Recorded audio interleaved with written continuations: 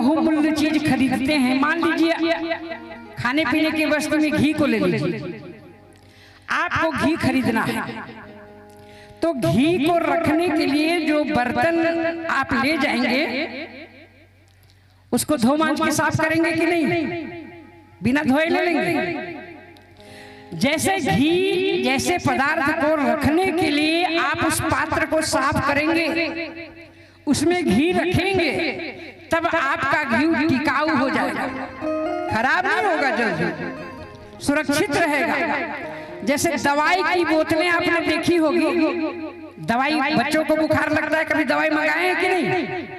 उसमें कै गो ढक्कन रहता है? 2 रहता है ना। एक छोटा ढक्कन रहता है, उसके बाद बड़ा ढक्कन। तो समझ लीजिए कि ये राम नाम जो है छोटा वाला ढक्कन है। भगवान की भक्ति को अपने हृदय में बंद करने के लिए पहले ये छोटा ढक्कन लगाइए। जब ये छोटा ढक्कन फिट हो जाएगा तो भगवान की कथा रूपी बड़ा ढक्कन इसमें लगा करके और भक्ति को हम अपने अंदर सुरक्षित कर लेंगे, इसीलिए ढक्कन लगवाया जाता है। प्रेम से बोलिए भक्त वत्सल भगवान की। पर राम का नाम इतना सरल, इतना आसान है, लेकिन फिर भी सब कोई नहीं ले सकता। एक बूढ़ी माता मरने वाली है, 100 साल की उम्र में मर रही है, प्राण निकलने जा रहा है। पोता पोती बड़े धर्मात्मा, बुढ़िया कभी धर्म का काम नहीं की। पोते जान गए कि अब ये जाने वाली है, ए दादी राम राम बोल, ए दादी राम राम। पर बुढ़िया क्या बोली कि ये तेट कुटवा नहीं बोले पार बौरे बेटवा।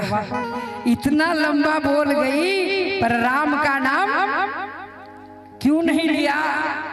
कि जीवन में कभी अब नहीं लेंगे ना तो अंत में इतना भाग्य नहीं आपका प्रबल है, मुंह से राम का नाम निकल जाए।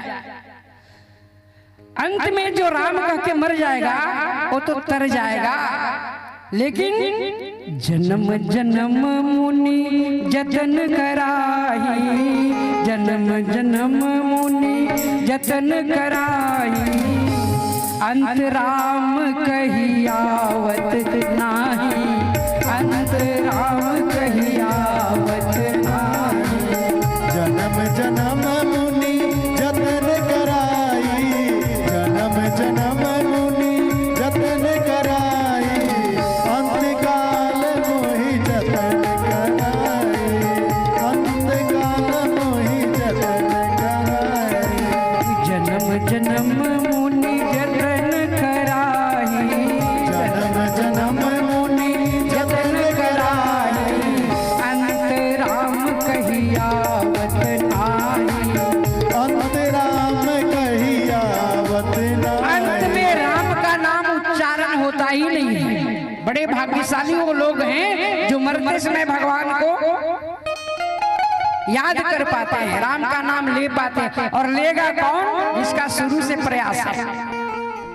इसीलिए अभी तो भरोसा भी नहीं है। एक कथा और आप सुन लीजिए, लौकिक कथा, फिर हम चलेंगे अपनी कथा में। राम नाम की महिमा जरा बताना पड़ता है। एक गांव ऐसा है जहाँ के सभी लोग सज्जन हैं, सभी लोग धर्मात्मा हैं, सभी लोग भगवान का भजन करते हैं। उस गांव का एक बूढ़ा व्यक्ति जिसका कोई परिवार में नहीं है, न पत्नी है न बच्चे हैं, अकेला, पर गांव वाले बड़े सज्जन उसका देखभाल करते हैं और सब चाहते हैं कि बाबा का भी कल्याण हो। ये राम नाम कभी नहीं लेते हैं, इनका कल्याण कैसे होगा? तो सबों ने विचार किया कि ऐसे तो राम नाम ये लेंगे नहीं, तो चलिए क्या करें, कहा कि अपने अपने बच्चों का नाम रखो हम लोग। तो कोई अपने बच्चे का नाम राम रखा, कोई श्याम रखा, कोई गोविंद रखा, कोई गोपाल रखा, कोई सीता रखा, कोई राधा रखा, कोई लक्ष्मी रखी, कोई सरस्वती रखी, पर वो नाम बिगाड़ के बोलता। किसी के बेटे का नाम राम है तो राम कह के नहीं बुलाता, ए चाम या काम, पर राम नहीं। सीता है तो फीता कह दे, राधा है तो बाधा कह दे, गोविंद है तो लोविंद पुकार रहे, लेकिन शुद्ध नहीं बोलते, क्योंकि भगवान का नाम से ही चीड़ था। गांव वाले बड़े चिंतित हैं कि इनका उद्धार कैसे होगा, कभी भगवान का नाम नहीं लेते। और एक बार उनकी तबीयत खराब हो गई, गांव वाले ही उनको भोजन पानी दवाई सब देते थे, क्यों अपना कोई नहीं था। बुखार चढ़ा तो गांव वाले आज जानबूझ करके, आज किसी भी प्रकार वो चाह रहे हैं इस व्यक्ति के मुंह से एक बार भी राम का नाम बुलवा दिया जाए। तो आज बुखार लग गया तो खाना भोजन प्रत्येक दिन समय पर पहुंचा देते थे, आज देर कर दिया और लेट हो गई। रात में भोजन लेकर के गए कि बाबा, ओ बाबा, बाबा, ओ बाबा। बाबा क्रोध में आकर के बोले कि कौन है इतनी रात को मरने आ गया यहाँ। एक सज्जन व्यक्ति ने कहा कि बाबा मैं हूँ सीताराम। बूढ़े ने झुंझला करके कहा कि सीताराम सीताराम सीताराम, अभी मरने आए हो इतनी रात को।